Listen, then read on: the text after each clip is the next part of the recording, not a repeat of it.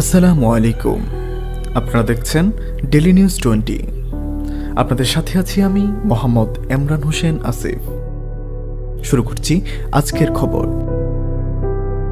Hasina trial মামলার যুক্তিতর্কে attorney general Mohammad Asaduzzaman বলেছেন, যদি ন্যায় বিচার নিশ্চিত না হয় ভবিষ্যৎ প্রজন্ম ইতিহাসে বাংলাদেশের মানুষকে ভীরু কাপুরুষ জাতি হিসাবে মনে রাখবে।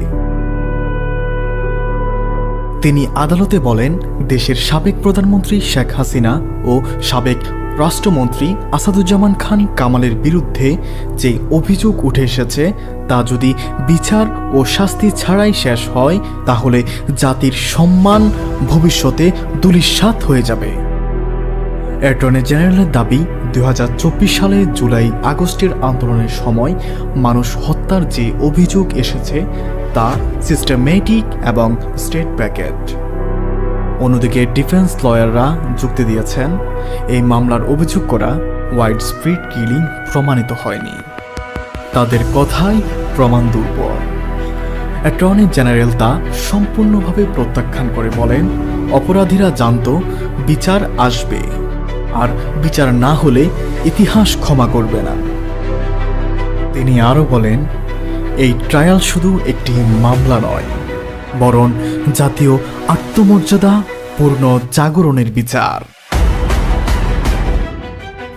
এখন আদালতের সিদ্ধান্তের দিকে তাকিয়ে আছে পুরো জাতি। কি হবে বিচার?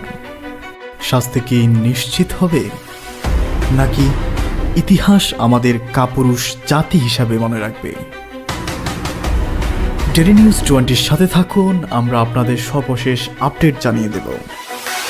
সুপ্রিয় দর্শক শ্রোতাবৃন্দ, প্রতিদিনের আপডেট নিউজগুলো পেতে এক্ষুনি ডেলি নিউজ 20 ইউটিউব চ্যানেলটিকে সাবস্ক্রাইব করুন।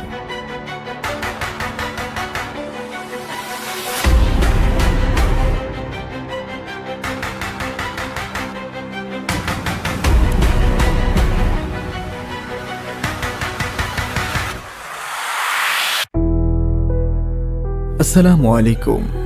আপনারা দেখছেন ডেলি নিউজ 20। আপনাদের সাথে আছি আমি মোহাম্মদ এমরান হোসেন আসিফ। শুরু করছি আজকের খবর। হাসিনা ট্রায়াল মামলার যুক্তিতর্কে অ্যাটর্নি জেনারেল মোহাম্মদ আসাদুজ্জামান বলেছেন, যদি ন্যায় বিচার নিশ্চিত না হয় ভবিষ্যৎ প্রজন্ম ইতিহাসে বাংলাদেশের মানুষকে ভীরু কাপুরুষ জাতি হিসাবে মনে রাখবে।